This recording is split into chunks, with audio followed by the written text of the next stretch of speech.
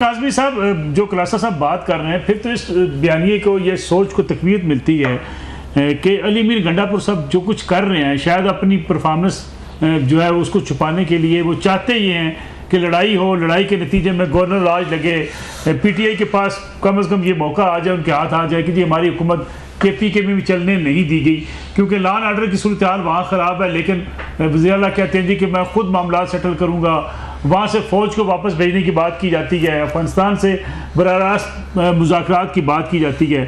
जो पुलिस अपने इलाके में शाम के वक्त गश्त न कर सके, वो टेररिज्म से मुकाबला कैसे करेगी?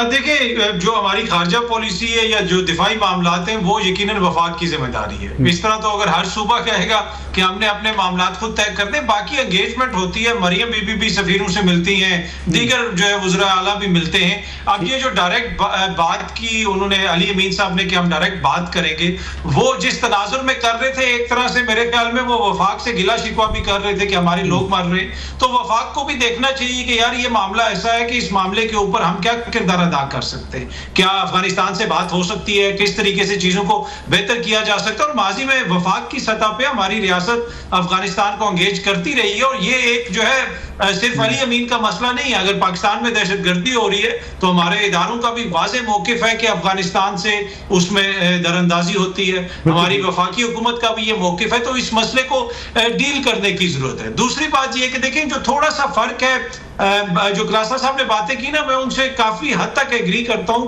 कि ये सियासत में हर किसी के साथ यहाँ पे होता रहा। जो भारत और हमारा थोड़ा फर्क है ना कि केजरीवाल बेशक जेल में था, लेकिन वो फॉर्म 47 वहां पे नहीं आया। वहां पे जिसको वोट पड़ा वो उसका वोट निकला।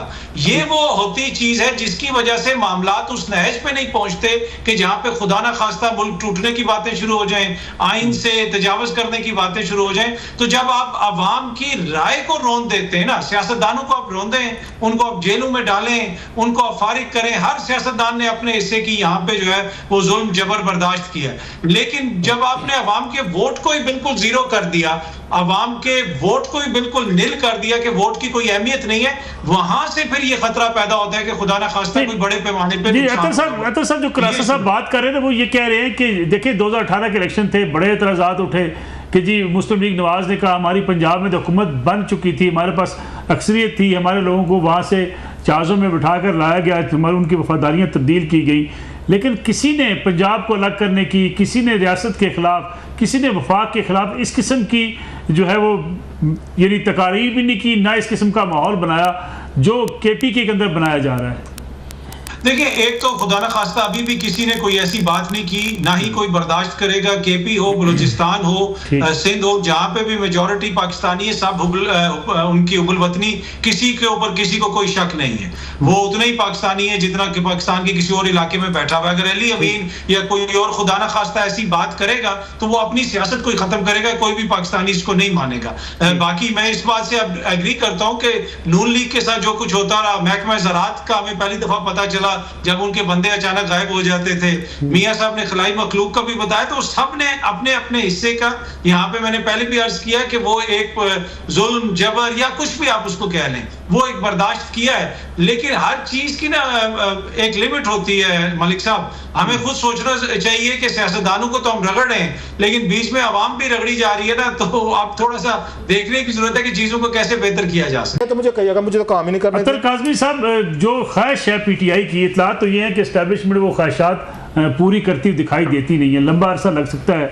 अली मीर गंडापुर साहब जो मर्जी कहते रहे, तकारीर करते रहे, इमरान खान साहब जो कुछ मर्जी ट्वीट करते रहे, उन्हें मौका दिया जाएगा, उनको कुछ सियासी शहीद बनने का जो है वो मौका उनके हाथ नहीं आएगा। फिलहाल तो ऐसा माहौल लग रहा है। देखिए, मुझे फिलहाल वो जो है ना गवर्नर राज, वो लगता हुआ नजर नहीं आ रहा।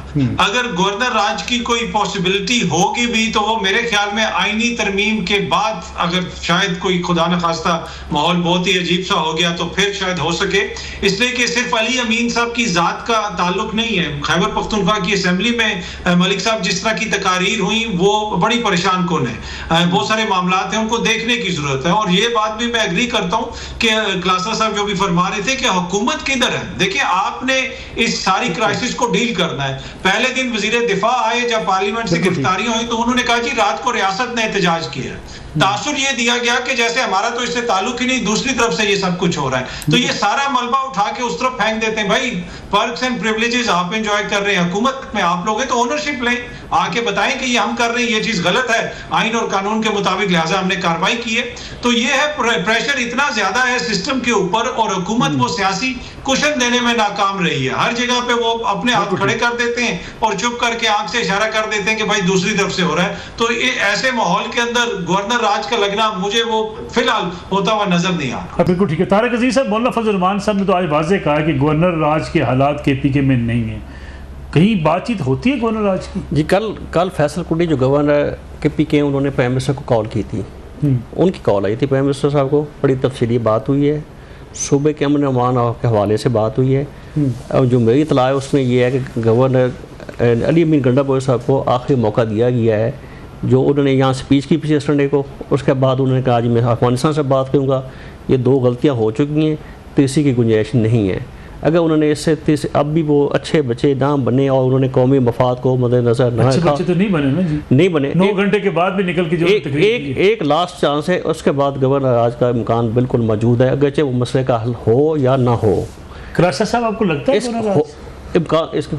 सर, गवर्नर राज में से मुझे मुश्किल लग रहा है, क्योंकि ये बात खान साहब चाहते हैं जो कि इस मुल्क में कुछ जिस तरीके की गुफ्तगू कर रहे हैं, जैसे अभी उनका वो आया ट्वीट आया है जिस पे मेरा ख्याल है वो आ रहा था कि FIA वगैरह ने फिर कोई एक्ट किया है। खान साहब की कोशिश है कि आप एक्सट्रीम पर जाएं और ये जो मौजूदा सिस्टम है ये रैप अप हो, गुस्सा दिलाने की वो कोशिश कर रहे हैं एस्टेब्लिशमेंट को या इदारों को या जो भी है, लेकिन अब तक वो एफर्ट कामयाब होती लग नहीं रही है। इसलिए अगर आप देखें कि जो गंडापुर साहब की बात कह रहे हैं, इससे तो थोड़ी सी भी बात होती थी 90s में मार्शल लग जाते थे, 80s में लग जाते थे, कि उनकी कोशिश है कि किसी तरीके से आर्मी डायरेक्ट जो है ना रूल में, मैं हमेशा कहता रहूँगा, रात के प्रोग्राम में हम बात कह रहे थे कि आर्मी या एस्टेब्लिशमेंट है या हमारी एजेंसीज़ हैं जो ब्लंडर मारती हैं, जो पहले भी हम देखते रहे, जब फ्रंट पे आके सारी चीज़ों को खुद मैनेज करना शुरू कर देते हैं, जब वो नज़र आते हैं, जब सामने नज़र आते हैं, आपको थोड़ा सा दूर रहना चाहिए, पॉलिटिक्स से भी दूर रहना चाहिए चीज़ों से। ये चीज़ें इमरान खान साहब जाने, पार्लियामेंट जाने, शहबाज शरीफ साहब किस चीज़ के वज़ीर आलम, मोहसिन नकवी साहब किस चीज़ के नज़र ही नहीं आ रहे आपको,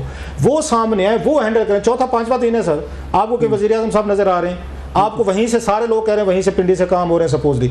ये सारे जो गलतियां हैं ये आराम से चुप करके साइड पे बैठे हुए हैं। एस्टेब्लिशमेंट को जब हैंडल करना पड़ता है, डील करना पड़ता है, तो उसको पॉलिटिशियन इमरान खान साहब हो, गंडापुर साहब हों, वो डायरेक्ट उनको रिस्पॉन्ड करते हैं। लोगों को लगता है कि it's between establishment and PTI, उसमें से हुकूमत आराम से वो अपना वो आग पे वो क्या कहते हैं आगे आ रही हैं, सर्दियाँ आ रही हैं, वो अपनी आग ताप रही है। सो ये जो यहाँ पे इस वक्त बड़ा क्लैश है जो इसमें, जिसका मैं अगर किसी को जिम्मेदार समझता हूँ वो हमारी हुकूमत का है। इनको चाहिए था कि ये फ्रंट पे आते, ओनरशिप लेते, चीज़ें लेते, खुद करते और एक पार्लियामेंट में आते, तकरीर करते और चीज़ें एक्सप्लेन करते, वहीं पे जो भी फटे शटे होने थे।